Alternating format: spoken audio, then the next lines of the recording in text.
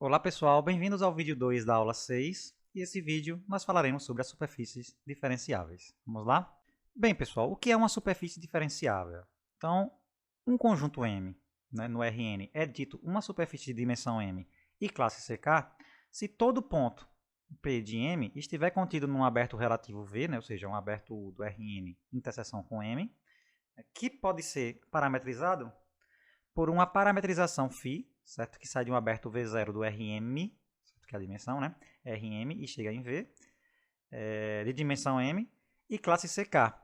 Nesse caso, V é uma vizinhança parametrizada de P. E escrevemos, né, como M é a dimensão dessa superfície, escrevemos que M é igual a dimensão dim de M, certo?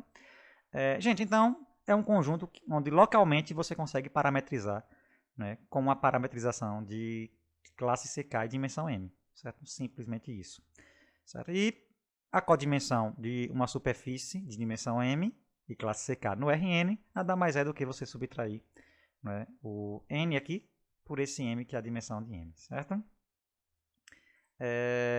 A definição de curva se dá, né, através da definição de superfícies diferenciáveis. Né? Então, uma curva no Rn é uma superfície, certo, no Rn de dimensão 1. Bom, pessoal, como primeiro exemplo, nós vamos identificar quais são as superfícies, né, do Rn de dimensão n. Certo? Então, gente, as superfícies do Rn de dimensão n são precisamente os subconjuntos abertos do Rn, certo? E são de classe C infinito, certo? Isso aqui é legal. Como é que a gente mostra isso? Bom, gente, para mostrar que todo subconjunto aberto do Rn é uma superfície de dimensão n no Rn, basta você tomar, né, uma parametrização, digamos, global, né, que é a identidade. Né? Identidade é uma parametrização de classe C infinito, certo? Tranquilo. E para recíproca, ou seja, vamos mostrar que toda a superfície de dimensão n no Rn tem que ser um subconjunto aberto do Rn. Como é que a gente faz isso? Bom, gente, basta a gente verificar que toda a parametrização φ, né, que sai de um aberto U, né, do Rn, chega no Rn. Gente, eu coloquei parametrização aqui entre aspas, porque lembre que parametrização a gente coloca, né, uma função objetiva. Né? Aqui pode não ser objetiva porque eu simplesmente estendi, né, o contradomínio, né, para a gente usar um teorema poderoso aqui, certo? Então, por isso eu coloquei entre aspas, né, mas o efeito é igual. Então, gente, ó, se φ, né, que sai de um aberto U do Rn e chega no Rn, é uma parametrização, né, certo? De um conjunto, né, de um subconjunto que vai ser agora a sua imagem, né, agora sim, né, f de U que a gente vai chamar de V. Então, o que a gente vai fazer é o seguinte, né, por definição, essa parametrização, a derivada dessa φ, né, aplicada em cada ponto x, né, por ser uma imersão, então ela vai ser injetiva, né, mas como as dimensões são iguais, então ela também será sobrejetiva, ou seja, a derivada será invertível, né, em cada ponto, e aí, né, localmente, usando o teorema da função inversa, será um diffeomorfismo local, certo? Portanto, será uma aplicação aberta também, isso é um resultado que a gente conhece, né, de curso de análise 2, certo? Então, o que acontece? Como o U é aberto, então V também será aberto, certo? E aí a gente conclui que localmente, né? Ou seja, se você pega qualquer qualquer superfície de dimensão n no Rn, então localmente será um aberto, então, né, união de aberto é aberto, logo a M será aberto. Certo, gente? Um exercício bom é mostrar, né, clássico também, né, que a esfera unitária n-dimensional ela é uma superfície de dimensão n de classe C infinito no Rn mais 1. Por isso que o nome é esfera unitária n-dimensional. Né? Essa dimensão aqui é no sentido de superfície, certo? E não onde ela está alojada. Né? Veja que ela está no Rn mais 1, né? Mas a dimensão é n justamente porque, como superfície, ela tem dimensão n. Beleza, gente? Então, um bom exercício para vocês. Um outro exemplo, pessoal, é o gráfico. Né? Então, sejam U um aberto do Rm, certo? E f, uma função de classe CK que sai desse aberto U e chega no Rn. Então, se a gente pegar o gráfico de f, ou seja, m, como sendo todos os pontos x, f de x, né, do Rm cartesiano Rn, né, de modo que x está em U, né, então, esse conjunto aqui, né, o gráfico de f, ele é uma superfície de classe CK e dimensão m dentro do Rn cartesiano Rn. Certo? Então, para mostrar isso, gente, basta a gente tomar aquela parametrização global que a gente viu no vídeo 1, né? Ou seja, φ que sai de U e chega em M, dada por φ de x igual a x, f de x. Sabemos que isso aqui é uma parametrização de classe CK, né? Porque f é de classe CK. né? Então, a gente já vê que M é uma superfície de classe CK de dimensão M. Né? Outro, de maneira mais geral, né, se a gente faz isso localmente, nessa ideia localmente, a gente consegue construir parametrizações locais. Né? Então, se você tem que um conjunto M, né, dentro de Rm cartesiano Rn, for localmente o gráfico de uma função de classe CK de um aberto do Rm em Rn, então, né, a gente repete esse procedimento aqui, mostra que localmente temos uma parametrização, como eu já falei, né, e aí a gente garante que M será uma superfície de dimensão M de classe CK, certo? E uma proposição que eu vou deixar como exercício para vocês é mostrar, né, a grosso modo, que o produto cartesiano de duas superfícies de classe CK, certo? É também uma superfície de classe CK e a dimensão dessa nova superfície será a soma das dimensões, certo? Então, um bom exercício para vocês. Bom, pessoal, dando prosseguimento, antes de enunciarmos esse teorema aqui, vamos relembrar a definição de uma projeção, né? Digamos, de maneira mais geral. Né?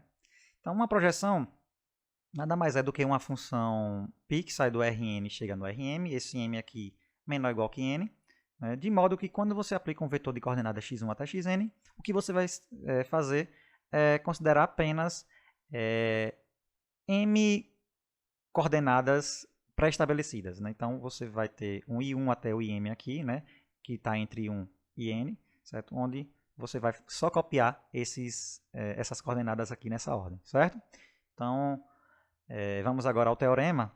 Sejam M uma superfície de classe CK no Rn e dimensão M, e φ, né, que sai de um aberto V0 do Rm e chega em V, certo? Uma parametrização em M, certo? Então, para cada P igual a φ de x0, vai existir uma projeção π que sai do Rm até o Rm, de modo que, se você faz a composição dessa projeção com a parametrização, né, claro, vai sair de V0 e vai chegar no Rm. Isso aqui vai aplicar diffeomorficamente um aberto Z0 que contém x0, né, aqui é Z0, desculpa, gente, vai conter x0, e essa função aqui ela vai aplicar diffeomorficamente esse aberto aqui, né, num aberto W0 do Rm. Certo? Então, como é que a gente demonstra isso? Bom, gente, lembre, φ é uma parametrização, desculpa. É uma parametrização. Então, por definição, ela também será uma imersão. Né? Como ela é uma imersão, a derivada de φ no ponto x0, né, em particular no ponto x0, será injetiva. Certo? Então, o que a gente garante é que o posto da matriz que a representa, né, ou seja, que é a matriz jacobiana, o posto é M, portanto, a gente consegue M linhas, né, dessa matriz jacobiana Li. Beleza? O que é que a gente faz, então? Vamos jogar fora todo o resto e ficamos só com essas M linhas. Né? Então, digamos que as linhas têm os índices I1 até IM. Né? Montando essa nova matriz, a gente vai obter uma matriz quadrada que vai ser inversível. Certo? E aí, essa matriz que a gente montou, nada mais é do que a derivada, né, dessa função aqui, dessa aplicação, que é π, né, onde π vai ser a projeção, né, com relação a esses índices aqui, certo? Composto com φ, né, que é a parametrização, que sai de V0 até Rm, certo? E aí, como eu falei, essa matriz aqui ela vai representar a derivada dessa aplicação, certo? E aí a gente vai usar o teorema da função inversa para obter o aberto Z0, né? E aí o fato de ser um diffeomorfismo, né, nesse aberto, então já mostra que ela é uma aplicação aberta, então a imagem desse Z0 vai ser um aberto também, então esse W0 vai ser um aberto. Certo, gente? Então, depois que monta certinho, né, a matriz certinha, a gente usa diretamente o teorema da função inversa. Bom, pessoal, como consequência, nós temos o seguinte corolário.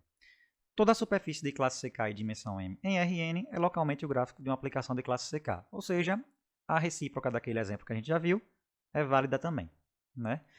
Para mostrar isso, gente, vamos manter, né, as notações que a gente tem do teorema anterior, né, Z0, W0, π, φ, certo? Vamos escrever os elementos da Rn dessa forma aqui, gente. Ó, Z vai ser igual a y, vírgula y'. Esse y aqui, né, são as coordenadas, né, dos índices da π, né, digamos que a gente define na π, né?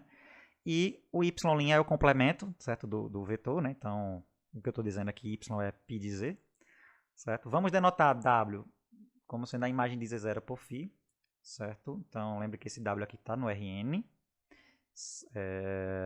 E o que é que vai acontecer? Se a gente definir essa aplicação aqui, a psi, como sendo a composição de φ com π composto com φ a menos 1, né? Tudo isso a menos 1.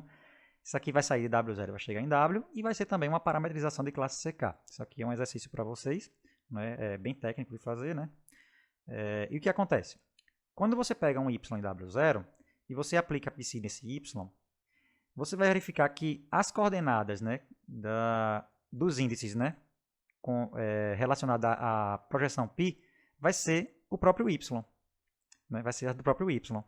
Então, você vai ter que completar, né? Já que πc é uma função, né? Então, você tem um único y', certo? Em Rn menos m, de modo que φ de y vai ser y, vírgula, y', né? Nessa representação aqui, né, gente? Que eu estou falando.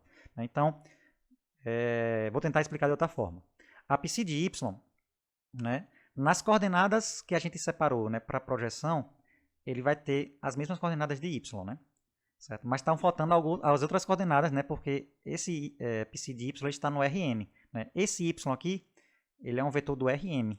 Né? Então, vai faltar completar com n menos m coordenadas. A gente vai dizer que é esse y'. E esse y' aqui é único, por quê? Porque a πc é função. Né? Se isso aqui se existisse mais de um, então você não teria uma boa definição para a função. Certo? Então, a gente vai definir, né, já que esse y' é único, né, vai definir a f que sai de W0 e chega em Rn menos m, por isso aqui, né? F de y igual a y', não é? F é de classe CK, né? Porque a πc também é de classe CK, certo? E aí, né, por definição, a gente consegue ver, de fato, que o gráfico da F coincide com a imagem, né, da πc, que coincide com W por sua vez, certo? Porque é uma parametrização.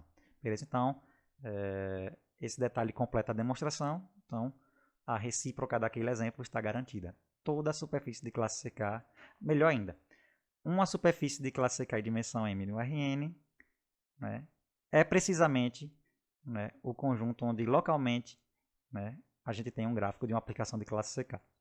Uma outra consequência é a seguinte: seja m no Rn uma superfície de classe CK de dimensão m. Se uma aplicação f, que sai de V0 aberto de RP, chega no Rn de classe CK, for tal que a sua imagem esteja contida numa vizinhança W, né, o qual tem a parametrização psi, certo? Que sai de W0 aberto do Rn, chega em W, né? Então, se você faz a composição de psi a menos 1 com f, né, por sua vez vai sair de V0 e vai chegar no Rn, então isso aqui vai ser uma aplicação de classe CK. Então, para demonstrar isso, gente, né, se você tem x0 em V0, né, então a imagem de x0 por f, né, vai cair em w, né? W é parametrizada por psi, então é porque f de x0 é igual a psi de y0, né, para algum y0, certo? Então, gente, ó, pelo teorema anterior, o que é que vai acontecer? A gente consegue, a gente sabe que existe uma projeção, né, que sai do Rn e chega no Rm, de modo que se você faz a composição dessa projeção a psi, isso aqui vai ser um diffeomorfismo, né, em uma vizinhança de y0, certo? Num aberto do Rm, né? Beleza? Então, se você considerar essa função, né, a função em questão, né, a psi a menos 1, né, composto com f, né, a gente consegue ver que ele tem essa cara aqui, né, tranquilamente, né? E aí, com isso aqui, a gente vê que f é de classe CK. A projeção é de classe CK.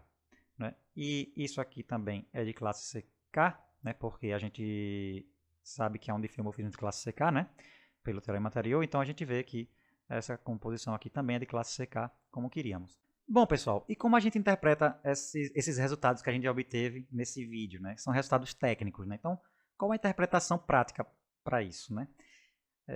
A resposta está aqui, gente. Mudança de parametrização. Então, vamos ver como é que se dá isso aqui. Considere uma superfície M, né, no Rn, de dimensão M e de classe CK. Né? Vamos tomar aqui duas parametrizações, né? φ para V, né? psi para W. Certo? E vamos supor que essas duas vizinhanças aqui relativas, né, V e W, elas se intersectem. Beleza? Então, se a gente pega um ponto na interseção, né, então, esse ponto P aqui, né? Então, esse P pode ser representado via φ, né? Se você via as coordenadas usando φ, e via psi também.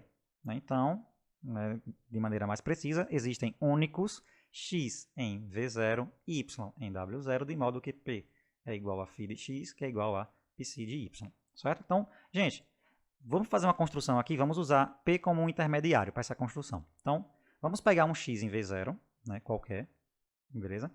Vamos mandar esse x para a superfície via φ, né? Então, a gente vai obter um ponto P. E aí, vamos supor que esse P também esteja, né? A gente já sabe que esse P está em V, né? Por definição da φ. E vamos supor que esse P também esteja na W, né? Na vizinhança relativa a W. Então, se ele está na vizinhança relativa a W, existe um único y, né? Que P vai ser igual a psi de y. Concordam? Então, o que a gente faz é o seguinte. Dado um x em V0, né? A gente consegue obter um y em W0 se a imagem desse x por φ cair também em W. Né? Então, essa correspondência aqui, que eu falei para vocês, ela é uma objeção e ela é essa daqui, gente. Ó. Psi a menos 1, composto com φ, né? Que sai desse conjunto aqui, ó, φ a menos 1 de V interseção W, e chega em psi a menos 1 de V interseção W. Né? Se a gente repetir o passo agora, o processo saindo de y, chegando em x, a gente vê, né, de fato, que ela é uma objeção. Né? E pelo corolário anterior, a gente vê que todas as duas, né, usando esse fato que eu falei para vocês, são de classe CK, logo serão essa função, né, psi a menos 1 composto com φ, ele é um diffeomorfismo de classe CK, certo? E aí, gente, essa função ela tem um nome que é chamada de mudança de parametrização, né, que é natural a gente falar desse jeito, né, mudança de parametrização, porque a gente está deixando de olhar P como coordenadas, né, usando φ, e estamos vendo agora P como coordenadas, né, usando psi, certo? Então, a grosso modo, é isso que a gente faz. Né? A gente sai das coordenadas que a gente usa na φ e chega nas coordenadas que a gente usa para psi da mesma P, certo? Então, aqui se encerra o vídeo 2 da aula 6 e a aula 6. Espero que vocês tenham gostado. Nos vemos na próxima aula. Até mais!